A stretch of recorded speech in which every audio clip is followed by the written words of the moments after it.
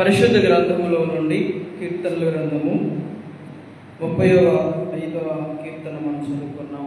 35వ కీర్తన మొదటి 2 వచనాలను మరొకసారి చదువుకుందాం. నేను చదువుతాను. యెహోవా, నాతో యాచమాడు వారితో యాచమాడము, నాతో పోరాడు వారితో పోరాడము. కీడమును డాలును పట్టుకొని నా సహాయమునకై లేచి నిలువుము. 3వ వచనం కూడా చదువుతాం. ఈట దూసి నన్ను తరుము వారిని అడ్డగిపుము, నేనే నీ రక్షణ అని నాతో సెలవివ్వు. దేవుడి మాట దీవించిన యొక్క ప్రియమైన క్రీస్తునందు సహోదరి సహోదరులారా, ఈ యొక్క జన్మున భక్తుడైనటువంటి దావీదు చేస్తున్నటువంటి ఒక చిన్న ప్రార్థనను మనం జ్ఞాపకం చేసుకుంటున్నాం. దావీదు యొక్క జీవితాన్ని మనం చూసినట్లయితే దావీదుని దేవుడు ఎంచుకున్నాడు. ఒక దినాన తండ్రి దావీదును గూర్చి సమూయేలు అడిగినప్పుడు తండ్రి ఏం చెప్పాడంటే, అయ్యా ఆయన గొర్రెల కాపరి అని అన్నాడు. అప్పుడు సమూయేలు అన్నాడు, గొర్రెల కాపరైతే ఎవరైతే దేవుడు అతన్ని పిలిపించు, నేను అతన్ని అభిషేకించాలి రాజుగా, దేవుడు నన్ను అభిషేకించమన్నాడు అని చెప్పినప్పుడు దావీదుని, గొర్రెలు కాస్తున్న దావీదుని తండ్రి పిలిచాడండి.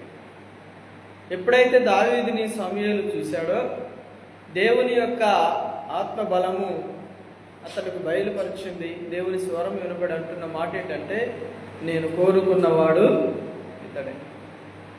తండ్రి ఆశ్చర్యపోయాడు, దావీదు తండ్రి ఆశ్చర్యపోయాడు. ఆయనకంటే ఇంకా 7 కుమారులు ఉన్నారు. వాళ్ళు ఇశ్రాయేల్ సైన్యములో పనిచేస్తూ ఉన్నారు. కానీ అంత ఎత్తాటి వారు, బలం కలిగిన వాళ్ళు, సైన్యంలో పనిచేసిన అనుభవస్తులని దేవుడు ఎన్నుకుంటాడు అనుకున్నారు. కానీ దేవుడు కడసరి వాడైనటువంటి దావీదును దేవుడు, అందుకే దావీదుని గురించి దేవుడు ఒక మాట చెప్తూ ఉంటాడండి. ఒక మాట జ్ఞాపకం చేసుకుందాం. అపోస్తుల కార్యములు 13వ అధ్యాయము 22వ వచనాన్ని ఒకసారి చదువుకుందాం. తర్వాత అతనిని తొలగించి దావీదును వారికి రాజుగా ఏర్పరచును. మరియు ఆయన, నేను యెష్షయి కుమారుడైన దావీదును కనుగొంటిని, అతడు నా ఉద్దేశములన్నీ నెరవేర్చునని చెప్పి అతనిని గురించి సాక్ష్యం ఇచ్చాను. ఎవరు సాక్ష్యం ఇచ్చారంట? దేవుడు కదా. దేవుడు అంటున్న మాట ఏంటంటే, సౌలును తొలగించి దావీదుని నేను ఎంచుకున్నాను, ఏర్పరచుకున్నాను. అతడు ఎలాంటి వాడు అంటే, నా ఇష్టానుసారుడైన మనుషుడు. ఎవరంట? ఎవరికి ఇష్టానుసారుడైన మనుషుడు? దేవునికి, మనుషులకు కాదు, దేవునికి. దేవుడు అంటున్నమాట, అతడు నా ఇష్టానుసారుడైన మనుషుడు, నాకు ఇష్టమైనటువంటి కుమారుడు, నేను కనుగొన్నాను అంటూ ఆయన అంటున్నమాట, నా ఉద్దేశాలన్నీ అతడు నెరవేరుస్తాడు. అంటే దేవుడు ఏదైతే చేయాలనుకున్నాడో, దేవుని యొక్క పని ఏదైతే జరిగించాలనుకుంటున్నాడో ఆ పని జరిగించడానికి ఆయనకు ఖచ్చితం, ఇదిగో ఈ యొక్క దావీదు కరెక్ట్, నా పని చేయడానికి, నా పరిచర్య చేయడానికి, లేకపోతే నేను చెప్పింది చేయడానికి, నేను ఏదైతే లోకంలో చేయాలో, లేక ఇజ్రాయేలుల మధ్య చేయాలో, ఇజ్రాయేలులో కార్యాన్ని జరిగించాలో, ఏ పని అయితే నేను చేయాలో దానికి ఇది కరెక్ట్, ఈయన కరెక్ట్ అనుకున్నాడు దేవుడు. అందుకే నా ఇష్టానుసారుడైన మనుషుడు అంటాడు. నా హృదయాన్ని ఎరిగిన వాడు దావీదు.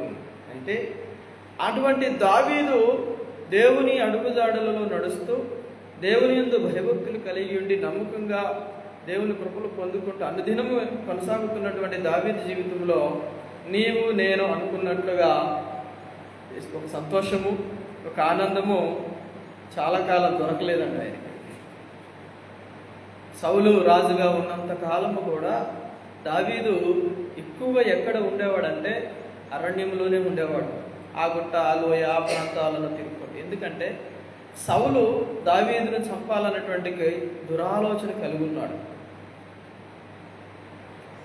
ఆ యొక్క పగ సౌలు కలిగి ఉన్నాడు. ఎందుకంటే తన కుమారుడు రాజు కాకుండా దావీదు రాజు అవబోతున్నాడు, అది ఇష్టం లేదు సౌలుకి. రెండవది, దేవుని ఆత్మను కోల్పోయిన తర్వాత సౌలులోనికి ఏమొచ్చిందంటే దురాత్మ వచ్చింది. ఏమొచ్చింది? దురాత్మ వస్తే మనం ఏం చేస్తామో మనకు తెలియదండి. ఏ నిర్ణయం తీసుకుంటాం కూడా తెలియదు. ఆవేశపడుతూ ఉంటాం, అనానుకూల పనులు ఏ పని చేస్తామో తెలియదు, ఏం మాట్లాడుతామో కూడా తెలియదు. కొంతమందిలో దురాత్మలు చాలా బాగా పనిచేస్తాయి, సంఘంలో ఉన్న వాళ్ళు కూడా పనిచేస్తాయి కదా. మన నోటి నుండి వ్యర్థమైన మాటలు, లేకపోతే ఒక అసూయ, ద్వేషము, లేకపోతే ఇంకా అనానుకూలమైన, ఇంకా దేవునికి విరోధమైన మాటలు మనలో వస్తున్నాయి అనుకోండి, అది ఎవరు ప్రేరేపిస్తున్నారంటే దురాత్మ. గుర్తుపెట్టుకోండి. అంటే భయపడాలి. మనం ఎప్పుడు భయపడాలంటే, జాగ్రత్త, నేను వ్యర్థంగా మాట్లాడుతున్నానా, వ్యర్థంగా నడుస్తున్నానా అంటే నాలో ఏముందంటూ నా పైన దురాత్మ పనిచేస్తుంది, అది నా మీద పోరాటము చేస్తుంది. అందుకే సౌలును పట్టుకుంది, ఇక దావీదును పలుమార్లు ఇబ్బంది పెడుతూ ఉన్నాడు. అటువంటి సమయంలో దావీదు ప్రార్థన చేస్తూ ఉన్నాడు. ఏమని ప్రార్థన చేస్తూ ఉన్నాడు? జరగండి కొద్దిగా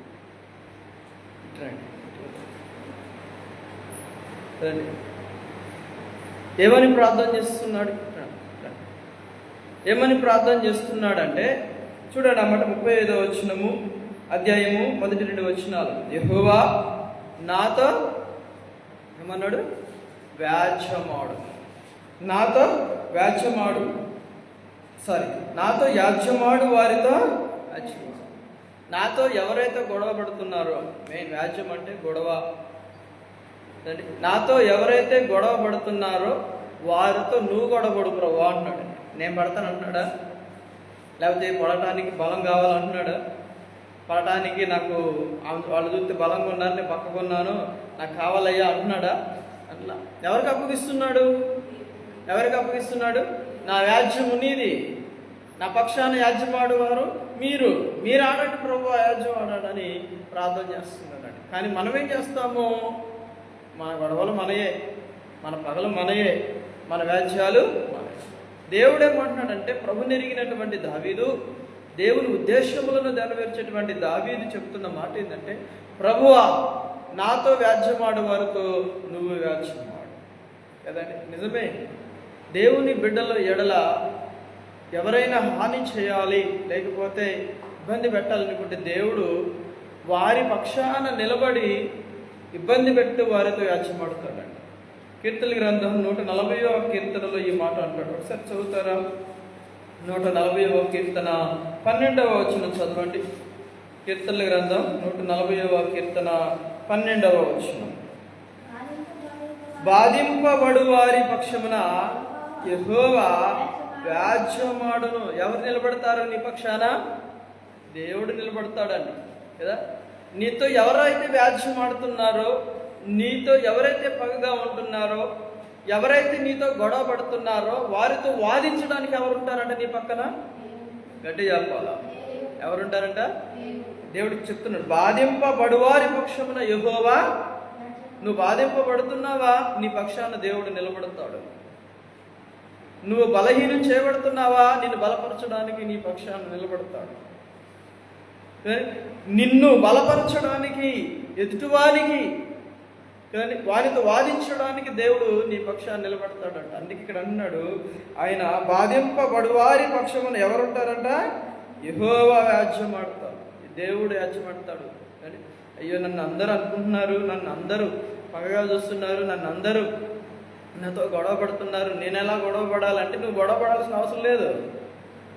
బైబిల్ ఏం చెప్తుంది? దావీదు ఎవరికి అప్పగించుకుంటున్నాడంటే దేవునికి అప్పగించుకుంటున్నాడు. ప్రభువా ఈ పగ నీది, ఈ గొడవ నీది, ఈ యాజ్యం నీది, నువ్వే దీనికి సమాధానం, నువ్వే యాజ్యమాడు, నువ్వే పరిష్కరించు ప్రభువా, ఈ పగ నువ్వే పరిష్కరించు, ఈ యాజ్యాన్ని నువ్వే పరిష్కరించు అంటున్నాడండి. ఆయనకే అప్పగిస్తున్నాడండి. దేవుని బిడ్డలుగా, ప్రభు నెరిగిన వారంగా, ప్రభునందు కొనసాగుతున్న మన జీవితాలలో మనం వ్యాజ్యం ఆడకూడదు కదండి. మనం గొడవలు అంతకన్నా పడకూడదు. ఒక మాట రాయబడదు చూడండి, 23వ కీర్తన సామెతల గ్రంథం 23వ అధ్యాయము 11వ వచనంలో ఈ మాట రాయబడుతుంది. సామెతల గ్రంథం 13వ అధ్యాయము 23వ అధ్యాయం 11వ వచనం. 23:11. వారి విమోచకుడు బలవంతుడు, ఆయన వారి పక్షమున ఏం చేస్తాడంట? ఏం చేస్తాడు? వ్యాజ్యం ఆడతాడు. ఎవరి పక్షాన? దీనులైన వారి పక్షాన, తల్లిదండ్రులు లేని వారి పక్షాన. 10వ వచనంలో ఉంటుంది ఈ మాట మనకు. పురాతనమైన పొలిమేర రాతిని తీసివేయకము. ఏ రాయి తీయకూడదంట?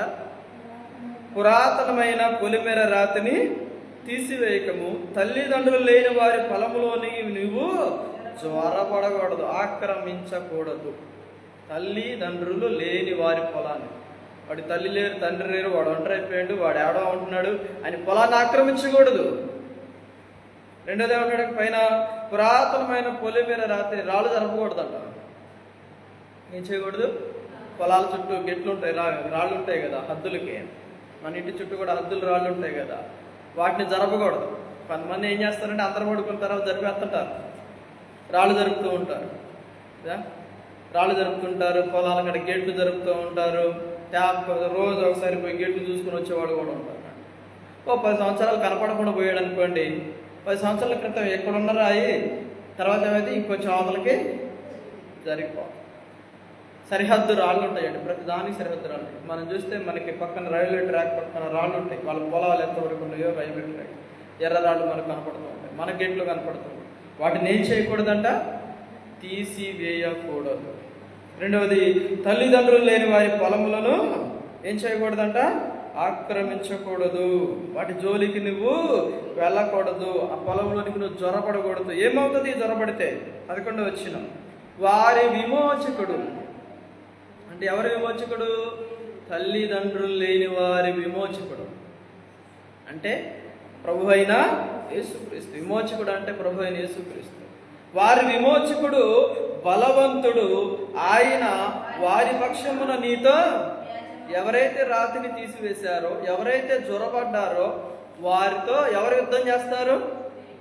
గడియప్ప దేవుడు చేస్తాడంట.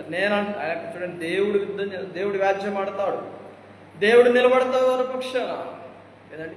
అందుకే నువ్వు ఎవరితో వ్యాజ్యం ఆడుతున్నప్పుడు అట్లా జ్వరపడ్డ వ్యక్తి దేవునితో వ్యాజ్యం ఆడుతున్నట్టు కదా.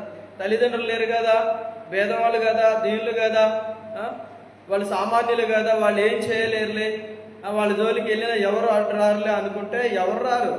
కానీ ఎవరు వస్తారు? బలవంతుడైన దేవుడు వస్తాడు. ఎవరు వస్తారు? అందుకే ఆయన బలవంతుడు, విమోచనలను విమోచించే విమోచకుడంట. బలవంతుడు, వ్యాజ్యములలో నుండి, పగలలో నుండి, గొడవలలో నుండి, ప్రతి సమస్యల నుంచి విడిపించే విమోచకుడు బలవంతుడు. అందుకే ఆయన అంటాడు, అప్పగించుకుంటున్నాడు దావీదు, అయ్యా నా పక్షాన నువ్వే ఉండు, నాతో యాజ్యమాడు, నువ్వు బలవంతుడువు, నువ్వే చేయగలవు. నిజమే, దేవుడు కూడా నిలుస్తాడు. నువ్వు దీనురాలు అయితే, నువ్వు దీనుడు అయితే నీ యొక్క పక్షమున ఆయన యాజ్యమాడు అనిగా ఉంటాడు. రెండోది ఏం చెప్తున్నా, ఏమని ప్రార్థన చేస్తున్నాడు? యెహోవా నాతో యాజ్యమాడు వారితో యాజ్యమాడుము. 2, నాతో పోరాడు వారితో కదండి. పోరాటాలు చేయాలంట. మనం చేయాలన్నాడా? దేవుడు నేను చేస్తానన్నాడు. ఎవరికి అప్పగిస్తున్నాడు ఈ పోరాటాన్ని కూడా? ఎవరికి అప్పగిస్తున్నాడు? మన వ్యాజ్యములకు దేవునికి అప్పగించాలి, మన పోరాటాన్ని కూడా దేవునికి అప్పగించాలి. అలా అప్పగించి ఏమంటున్నాడు ఆయన? కేడమును డాలను పట్టుకొని నా సహాయములకై నిలబడు కదండి. నా సహాయములకై లేచి నిలువు ప్రభువా అంటే నువ్వే కత్తి పట్టుకునేవాడు, నీవే దండించేవాడు, నీవే నాకు సహాయం చేయాలి అని చెప్తూ 2 బలమైన మాటలు వాడాడు. ఏంటిది? 1 వ్యాజ్యము, 2 పోరాటం. నా వ్యాజ్యము నువ్వే వ్యాజ్యమాడు ప్రభు, నాతో వ్యాజ్యమాడు వారితో నువ్వే వ్యాజ్యమాడు, నాతో పోరాటం చేయవారితో నువ్వే పోరాటం చేయాలి. ఈరోజు మన జీవితంలో మనకు మూడు సందర్భాల్లో మనకు పోరాటాలు ఎదురవుతాయండి. 3 విషయాల ద్వారా. మొదటిది ఏంటంటే మనుషుల ద్వారా మనకు పోరాటాలు వస్తాయి. 50వ కీర్తన మనం చూస్తే 56వ కీర్తన మొదటి 2 వచనాలు చదవండి. కీర్తనల గ్రంథం 56వ కీర్తన మొదటి 2 వచనాలు. దేవా నన్ను కరుణింపుము, మనుషులు నన్ను మృంగవలనని ఉన్నారు, దినమెల్ల వారు పోరాడుచు దినమెల్ల వారు నన్ను పోరాడుచు ఏం చేస్తున్నారంటమ్మా? దినమెల్ల వారు పోరాడుచు నన్ను బాధిస్తున్నారు. దేని కొరకు పోరాటం చేస్తున్నారు వాళ్ళు మనుషులు? నన్ను బాధించడానికి. చూసారా భక్తుడు అంటున్నమాట, నన్ను బాధించడానికి దినమెల్లా ఎలా పోరాటం చేయాలి, ఎలా ఆమెను బాధించాలి, ఎలా ఆయన బాధించాలి ప్లాన్ చేసుకుంటారంట కదండి. బాధించడానికి నిత్యం పోరాటం చేస్తుంటారండి. ఒక 5-6 సంవత్సరాల క్రితం ఒక వ్యక్తి నాతో పోరాటం చేయటం మొదలుపెట్టాడు. అంతకుముందే 10 సంవత్సరాల నుంచి నాతో పోరాటం చేయటం మొదలుపెట్టాడు. పోరాటం చేసే వ్యక్తి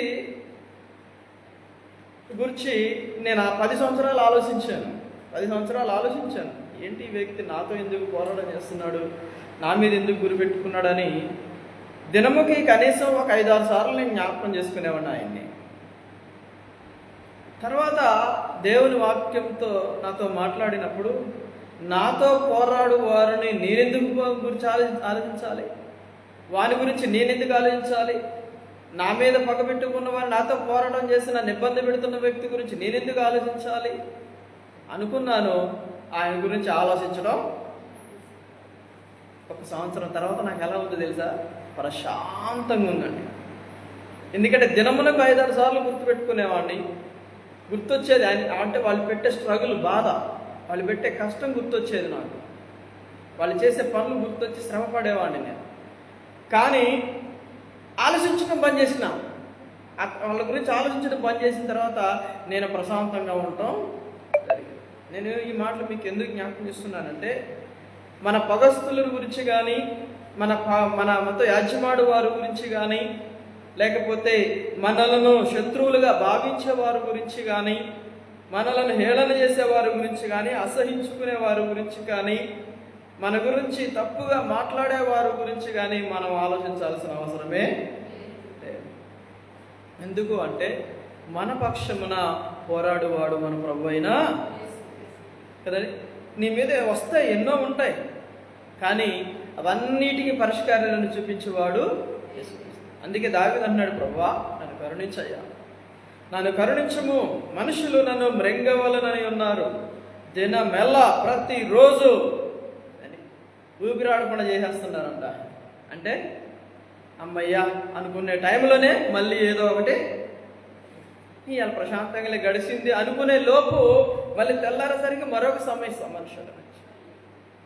అందుకే భక్తుడు అంటున్నాడు, నన్ను బాధించువారు దినమెల్లా పోరాటం చేస్తున్నారు, అనేకులు గర్వించి నాతో పోరాడుచున్నారు, దినమెల్ల నా కొరకు పొంచి ఉన్నవారు నన్ను మృంగవలనని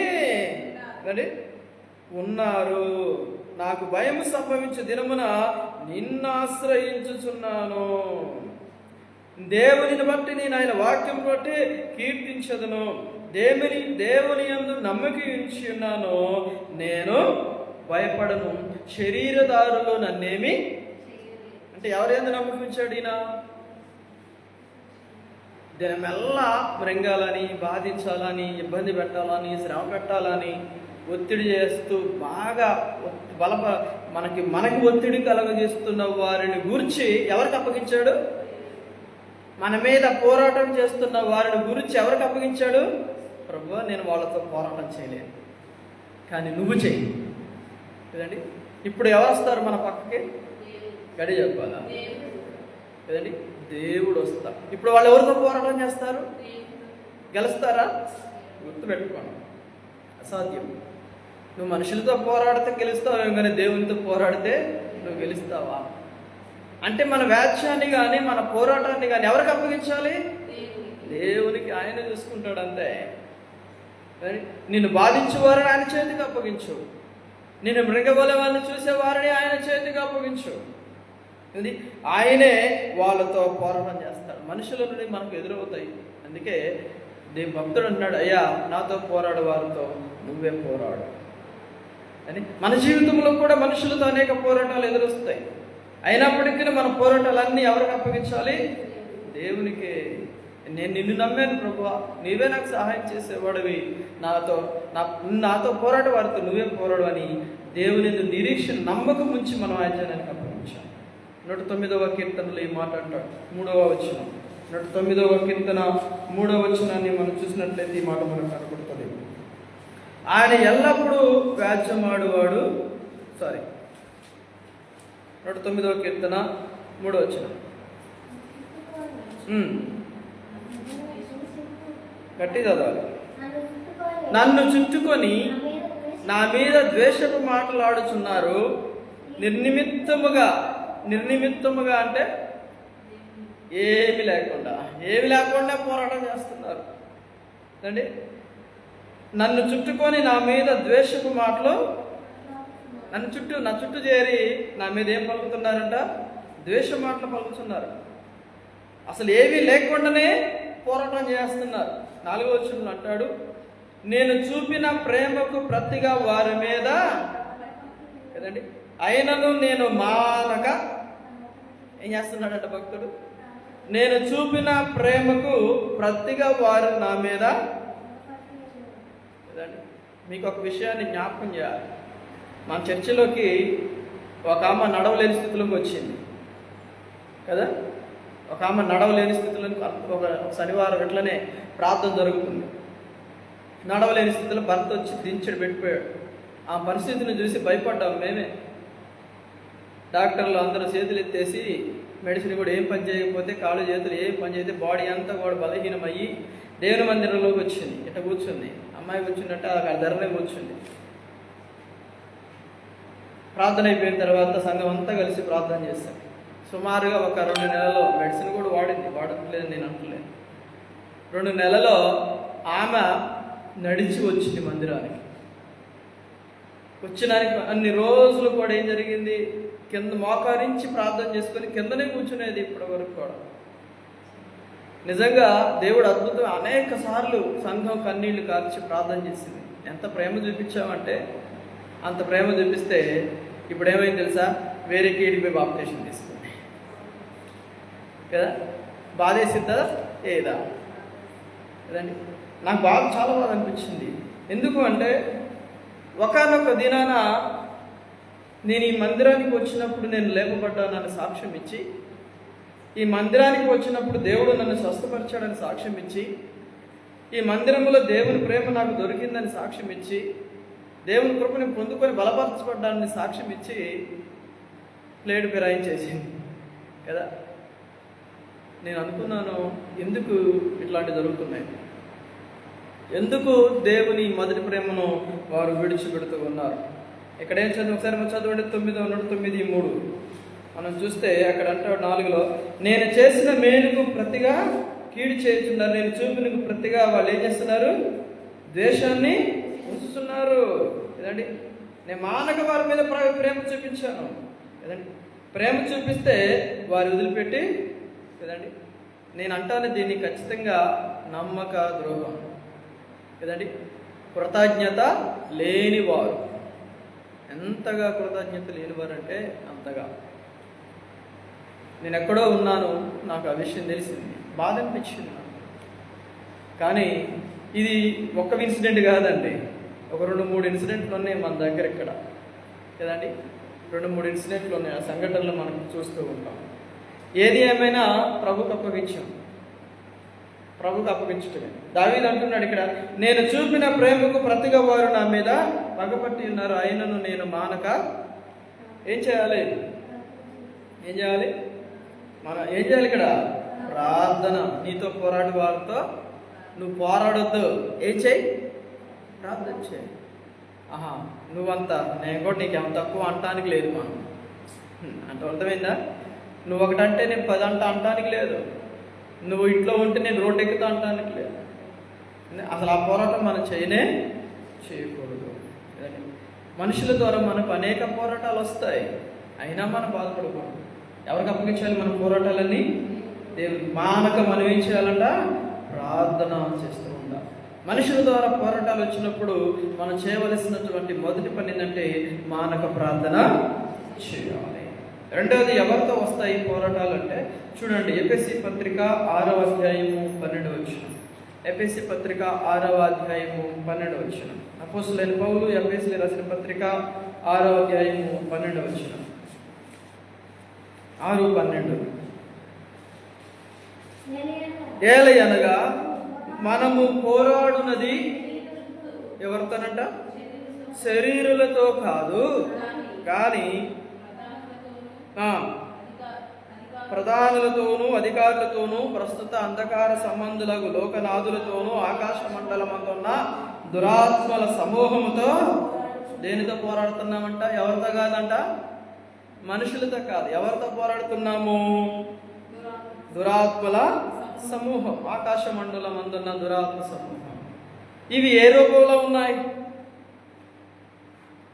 అక్కడ రాయబడింది కదా 12వ వచనంలో, ప్రధానులతోనూ అధికారులతోనూ ప్రస్తుత అంధకార సంబంధులకు లోకనాథుల రూపంలో ఉన్నాయి. అంటే మనుషుల మీద ఎవరు పనిచేస్తున్నారు? దురాత్మల సమూహం. గుర్తుపెట్టుకోండి. వాళ్ళు ఏ రూపంలో ఉంటుంటే ఇక్కడ కొంతమందిని చూపించాడు. అంటే ఏళ్ల మీద ఉన్నాయని కాదు, ఇప్పుడున్న వాళ్ళ మీద ఉన్నాయని కాదు. ఇలా ఉంటాయి. ఇలాంటి పెద్ద పెద్ద వాళ్ళని వాడుకుంటుంది దురాత్మ. దురాత్మ వాడుకొని మన మీదకి ఉరుకుతుంటుంది కదా. మనకు అర్థం కావాలంటే నేను ఒక సంఘటన, ఒక విషయాన్ని మీకు అర్థమయ్యేలా చెప్తాను. ఒక వ్యక్తి ఒక నలుగురు ఫ్రెండ్స్ ఉన్నారు.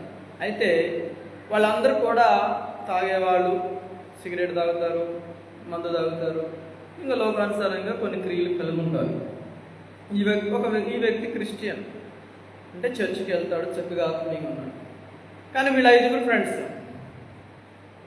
ఈ వ్యక్తి ఎప్పుడు చూసినా మరి అటు పోదాం, సిగరెట్ తాగారంటే తాగుడు, మందు తాగమంటే తాగుడు, ఏం చేయడు. మరి ఈ వ్యక్తిని వీళ్ళు టార్గెట్ చేశారు. ఎలాగైనా వీడు మందు తాగేయాలి, ఎలాగైనా వీళ్ళని సిగరెట్ తాగేయాలని. ఇది ఎన్ని ప్రయత్నాలు చేసినా వీళ్ళ వల్ల కాలేదు. కొన్ని రోజులకి దురాత్మ ఆ నలుగురు మీద పనిచేసిందంట. పనిచేసి ఏం చేయాలి, ఎప్పుడు ఈ బీర్ సాగు తీసిపోయినా తాగనంటున్నాడు, సిగరెట్ తీమైనా తాగనంటున్నాడు. ఇలా కాకుండా చివరిగా ఈ వ్యక్తిని అంట అక్కడికి వెళ్ళి టీ తాగొద్దావురా, అక్కడికి వెళ్ళి థమ్స్అప్ తాగుదావురా, ఇలా అని ఈ వ్యక్తిని ఒక మంచి ఫ్రెండ్గా చేసిందంట వాళ్ళకి. జాగ్రత్తగానండి. వాళ్ళు కూడా ఈ యొక్క వ్యక్తికి బాగా మంచి ఫ్రెండ్గా అయిపోతారు. ఇప్పుడు ఎంత ఫ్రెండ్ అంటే కష్టం వచ్చినా, నష్టం వచ్చినా, సంతోషం వచ్చినా, ఏదైనా అన్నీ పంచుకున్నంత ప్రేమను పెంచిద్దంట అపవాది సాతాను. అంటే నువ్వు ఇక కొంతమంది అంటారు, ఇక వాడు నా స్నేహితుడు, వాడు నా లెఫ్ట్, నా రైట్ అని చెప్పుకుంటారు కదా. అంత ఫ్రెండ్, ఇక విడదీయలేని స్నేహాన్ని, బంధాన్ని ముడిపెట్టిద్ది అపవాది సాతాను. ఏది? ఈ చిన్నవి టీలు, డ్రమ్స్లు, డ్రింక్స్, అవి చిన్న అలవాటు చేసి వాళ్ళ స్నేహాన్ని మరింత పెంచి పడేసింది. అయితే అప్పుడు రెండో ప్రయత్నంగా సాతాను ఏం చేసిందంటే మందు షాప్ కాడికి తీసుకెళ్ళిద్దాం. ఇక్కడ దా పోదావరా అంటే రానంటాడు. రానపోయినా అన్న ఎట్లా రా, ఇన్ని రోజులు మంచి స్నేహం ఇదే, నన్ను అర్థం చేసుకుని నువ్వు తాగొద్దులే, మేమే తాగుతూ నువ్వు వచ్చి కూర్చో అని చెప్తాడంట. అప్పుడేం చెప్తాడు? సాతాను అలా ప్రేరేపించింది ఫ్రెండ్స్ని. ప్రేరేపించినప్పుడు వ్యక్తి ఏం చేస్తాడు? ఒక నీళ్ళు తాగొద్దు అంటున్నారు కదా, థమ్స్అప్ తాగొద్దు రా అంటున్నారు కదా, వెళ్తాడు. ఎక్కడికి వెళ్తాడు? మందు షాప్ కాడికి వెళ్తాడు. మొన్నటి దాకా వెళ్ళాడా? పోలా. కానీ సాతాను ఎక్కడ వెళ్ళిపోయాడు వాళ్ళని? మామూలుగా టీ కాడ, డ్రింక్స్ కాడ, చిన్న వాటి కాడ వాళ్ళకు స్నేహాన్ని పెంచి ఆ తర్వాత ఎక్కడ తీసుకెళ్తున్నాడు? వాళ్ళ ద్వారా మందు షాప్ కాడికి తీసుకెళ్తాడు. అలా కొన్ని రోజులు గడిచిన తర్వాత ఏం కాదులే తాగురా అనే కాడికి వస్తాడు. కొంచెం తీసుకోవాలి, ఎక్కువ వద్దులే మా కొరకు, ఒక చిన్న చిప్ కొట్టు అంటాడు కదా. ఆ చిన్న చిప్ అయిపోద్ది, చివరికి పెరిగి వాడిలా తాగడం, వాళ్ళ చేయడం అయిపోతుంది. ఎవరు ప్రేరేపించారు ఇక్కడ? ఎలా ప్రేరేపించాడు? డైరెక్ట్గా ప్రేరేపించాడా? డైరెక్ట్గా మందుకు తాగేలా చేశాడా? డైరెక్ట్ సిగరెట్ తాగేలా చేశాడు? చేయలా. ఫస్ట్ చిన్న అలవాటు చేశాడు, వాళ్ళ స్నేహాన్ని పెంచాడు, వాళ్ళ బంధాన్ని పెంచాడు. ఇక ఇది వాళ్ళు చెప్తే వినే స్టేజ్కి తీసుకొచ్చాడు. చివరికి వాళ్ళలా మాట్లాడు. దురాత్మ కూడా చేసింది, కానీ చివరికి ఎక్కడ తీసుకెళ్ళిందంటే ఇదిగో ఈ వ్యక్తిని ఆ పాడు లోకంలో తీసుకెళ్ళినట్లుగా మనను కూడా భయంకరమైన లోకంలో తీసుకెళ్ళి అక్కడికి పోయిన తర్వాత తెలిసింది ఇక బయటకు వచ్చే పరిస్థితి ఉండదు. అక్కడికి పోయిన తర్వాత సాతాను అనుకుంటాడంట, అబ్బా ఇంతకాలానికి ఎంత కష్టపడవలసి వచ్చిందో వీడి వరకు అనుకుంటాడు. ఎంత కష్టపడ్డాడు వాడు వచ్చిన తర్వాత సంతోషపడ్డాడు తప్పిపోయిన తర్వాత. ఈరోజు దేవుడు అపవాదిని సాతాను కూడా మన మీద అలానే అడిక్ట్ చేస్తాడు. ఫ్రెండ్స్ ద్వారా కావచ్చు, లేదా ఎవరి ద్వారా కావచ్చు, మనకు తెలియకుండానే మనం డైవర్ట్ అవుతున్నాము, పక్కకి వెళ్ళిపోతున్నాము అని తెలియకుండానే దురాత్మ మన మీద పనిచేస్తూ ఉంటుంది. అయితే దానిని మనం ఏం చేయాలంట? ఎదిరించాలి. దానితో మనం పోరాటం చేయాలి. ఎలా చేయాలి దానితో పోరాటం? 1 తిమోతి పత్రిక 6:12 ఈ మాట అంటారు చూడండి. దానికంటే ముందు కొలస్సీ పత్రిక చదువుదాం. అపోస్తలుడైన పౌలు కొలస్సీ రాసిన పత్రిక 4:12 మనం చదువుదాం. 4:12 మీలో ఒకడును క్రీస్తు యేసు దాసుడనైన ఎపఫ్రా మీకు వందనములు చెప్పుచున్నాడు. మీరు సంపూర్ణులను ప్రతి విషయంలో దేవుని చిత్తమును గూర్చి సంపూర్ణ ఆత్మ నిశ్చయత గలవారునై నిలకడగా ఉండవలనని ఇతడు ఎల్లప్పుడూ మీ కొరకు ప్రార్థనలో పోరాడుచున్నాడు. దేనిలో పోరాడుచున్నాడంట? మీరెల్లప్పుడూను కదండి దేనిలో నిశ్చయత గలవారై ఉండాలి? సంపూర్ణ ఆత్మలో నిశ్చయత గలవారై నిలకడగా ఉండడానికి ఇతడు ఎల్లప్పుడూ కూడా ఏం చేస్తున్నాడంట? ప్రార్థనలో. ఇప్పుడు దురాత్మను ఎదిరించాలి, మనకు తెలియకుండా సాతానుకి లోబడకుండా ఉండాలి, వాడి అనేకులను పురుకొల్పి మన మీద ఎన్ని ప్రయోగాలు చేస్తున్న దానిని మనం జయించాలంటే మూలం ఏంటంటే ప్రార్థన ద్వారా పోరాటం చేయాలి. దేని ద్వారా పోరాటం చేయాలి? ప్రార్థన. ఎపఫ్రా మీ కొరకు ప్రార్థనలో పోరాడుతున్నాడు. మీరు సంపూర్ణులుగా ఉండాలని, సంపూర్ణ ఆత్మను మీరు కలిగి ఉండాలని, ఎల్లప్పుడూ మీరు స్థిరంగా ఉండాలని, దేవుని గురించినటువంటి చిత్తం తెలుసుకొని పరిపూర్ణంగా మీరు నిలిచబడాలని మీ కొరకు ప్రార్థనలో పోరాడుతున్నాడు. ఇప్పుడు చెప్పండి, దురాత్మలతో పోరాడాలంటే ఏముండాలి? మనలో ప్రార్థన ఉండాలండి కదా. ప్రార్థన లేకపోతే కదండి, ఒక దైవజనుడు నన్ను అంటాడు, ప్రార్థన చేసేటప్పుడు కూడా మనము చిన్న చిన్న ప్రార్థనలు చేయకూడదు కదా, భారం కలిగి ప్రార్థన చేయాలి. ఉదాహరణకి మీకు అర్థం కావడానికి, మన సెల్లో మన ఛార్జింగ్ అయిపోయింది, ఒక 5 ఉంది, 5% ఉంది. 5% ఉంటే ఛార్జింగ్ ఎంత వచ్చిందో పెట్టాలనుకుంటాం మనం? 100. వాస్తవం. 100 రావాలంటే ఎంతసేపు పెట్టాలి? ఒక 5 నిమిషాలు పెడితే సరిపోద్ది, అంతేనా? 5 నిమిషాలు 100 ఎక్కిద్దా? ఎక్కదు. మినిమము ఒక అర్ధగంట, ఒక పావుగంట. అంటే మనం 5 నిమిషాలు ప్రార్థన చేస్తే 5 నిమిషాలకి ఛార్జింగ్ ఎంత ఎక్కితే అంతే. అర్ధగంట ప్రార్థన చేస్తే కదా ఒక 70%. ఒక గంట ప్రార్థన చేస్తే అనుకుందాం, ఒక గంట ప్రార్థన చేస్తే 100. ఇప్పుడు మనం అంతసేపు ప్రార్థన చేయాలి ఫుల్ ఛార్జ్ అవ్వాలంటే కదా. గంట ప్రార్థన చేస్తే ఫుల్ ఛార్జ్ 100% వచ్చి దగ్గర తీసేస్తాం మనం. మరి మన జీవితంలో ఫుల్గా ఉండాలి. దురాత్మలను ఎదిరించే శక్తి మనలోనికి రావాలి. మనుషులు ఎన్ని పోరాటాలు చేసినా మనము దానిని జయించాలి అంటే ఎంతసేపు ప్రార్థన చేయాలి? 5 నిమిషాల, 10 నిమిషాల, గంట, గంటన్నర, 2 గంటల కదా. ఎంత 100% ఎక్కేంత వరకు అంతే కదా. ఒకసారి చూస్తాం 75 వచ్చిందంటే ఆపుతాం, ఇక మనం 90 వచ్చిందంటే ఆపుతామా? ఫుల్ ఛార్జ్ అవ్వాలని ఇంకా పెడుతూ ఉంటాం. మన ఆత్మీయ జీవితంలో కదే ఫుల్గా ప్రార్థన చేయాల్సిందే కదా. 100% అయ్యేంత వరకు మనం ఏం చేయాలంట? ఏం మానకూడదు కదండి. ఛార్జింగ్ అయితే జాగ్రత్త పెట్టేసుకుంటాం, కానీ ప్రార్థన కాడికి వచ్చేసరికి కదండి ఇక రాళ్ళు 5 నిమిషాలు అంటాం మనం. 5 నిమిషాలు ప్రార్థన చేస్తే కూసేపటికి అయిపోతుంది ఛార్జింగ్. ఆత్మీయ జీవితం కూడా అంతే. 5 నిమిషాల ప్రార్థన ఉపయోగం లేదండి. 5 నిమిషాల ప్రార్థన అంటే 5% ఛార్జింగ్ ఉన్న సెల్లుతో సమానం.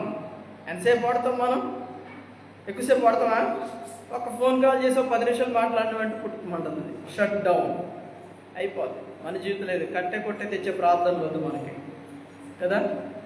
అలా వద్దంట. ఎలా ఉండాలంటే ప్రార్థన ఫుల్ ఛార్జ్డ్ ప్రేయర్స్ ఉండాలి మన జీవితంలో. అది ఎవరితో పోరాడేటప్పుడు తెలుసా ఇంకా మేలుకరంగా ఉంటుందంటే దురాత్మల సమూహముతోనూ పోరాడు. దేనితో? ఈజీగా నువ్వు జయించగలుగుతావు. మనుషుల శోధనలైన, మనుషుల యొక్క వ్యాజ్యములైన, మనుషులతో వచ్చే పోరాటాలైనా, దురాత్మలతో వచ్చే పోరాటాలైనా నువ్వు జయించాలంటే ఖచ్చితంగా జరగాలి. మూడోది ఏంటో తెలుసా? యాకోబు పత్రిక ఈ పోరాటాలు ఎవరి ద్వారా వచ్చే విధానం చెప్తున్నాను. ఒకటి మనుషుల ద్వారా వస్తాయి, రెండు దురాత్మల ద్వారా వస్తాయి, మూడు ఎవరి ద్వారా వస్తాయో పోరాటాలు చూడండి. యాకోబు పత్రిక 4వ అధ్యాయం 1వ వచనం. 4వ అధ్యాయం 1వ వచనం.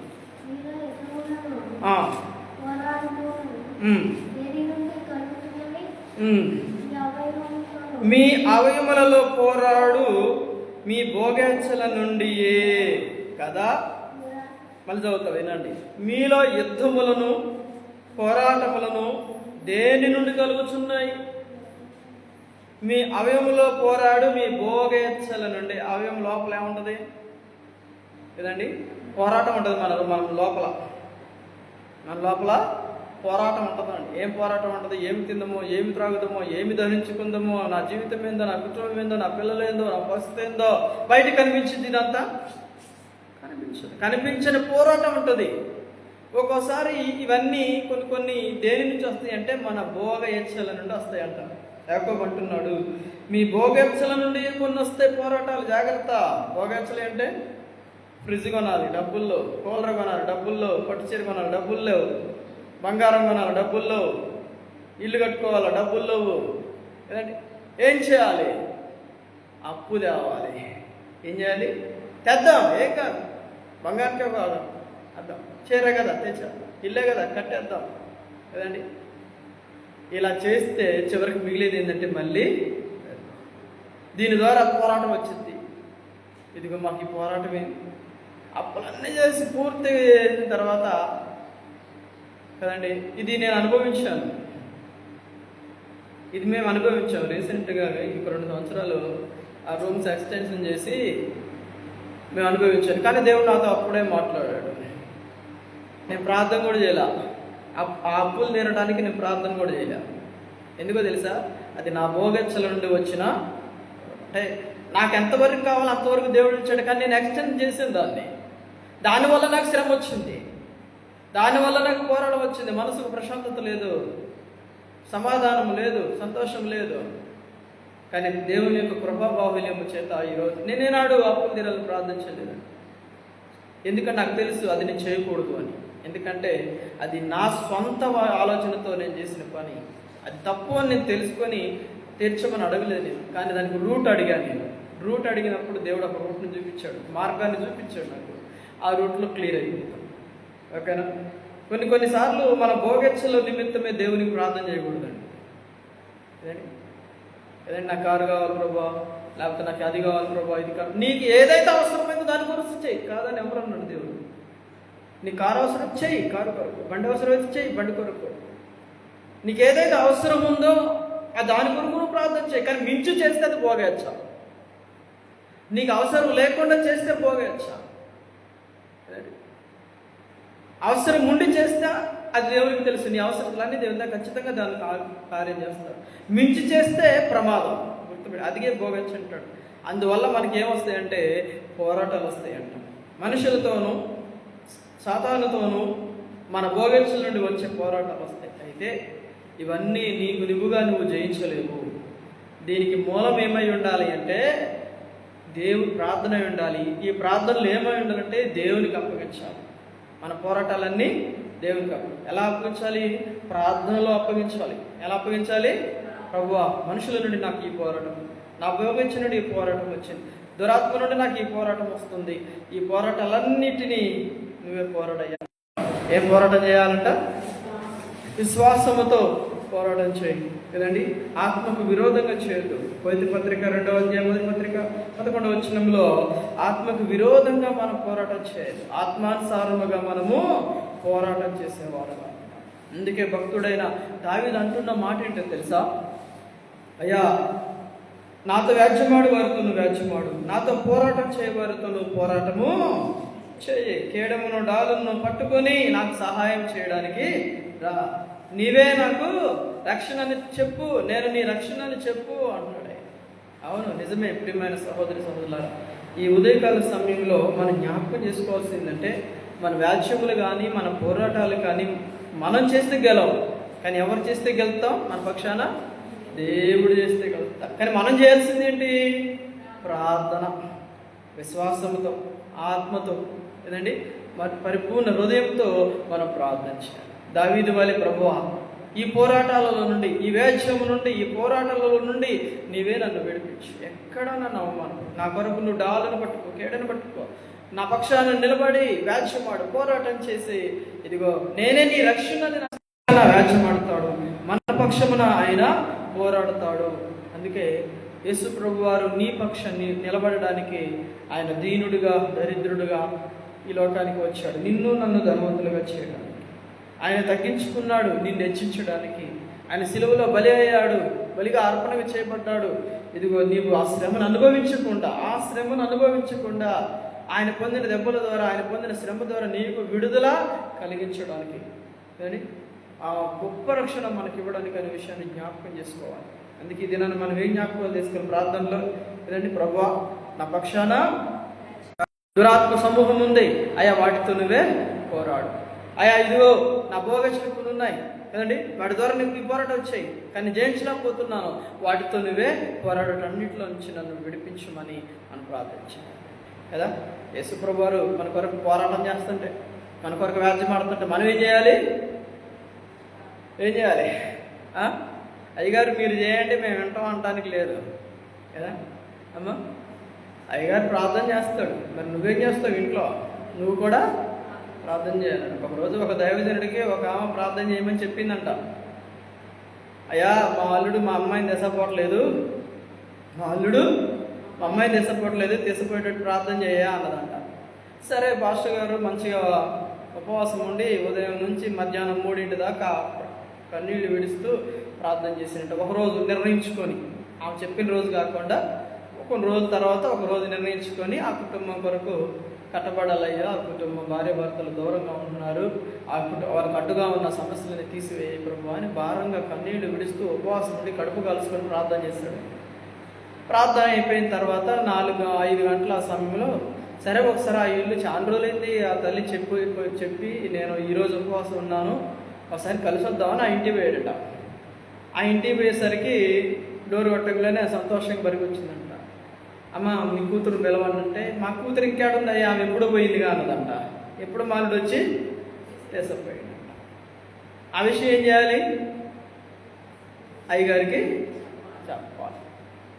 అయ్యగారు తీసపోలేదని ఉపవాసం ఉండి ప్రార్థన చేసి తీసపోయి అప్పటికి చాలా రోజులు అయిందంట కదా.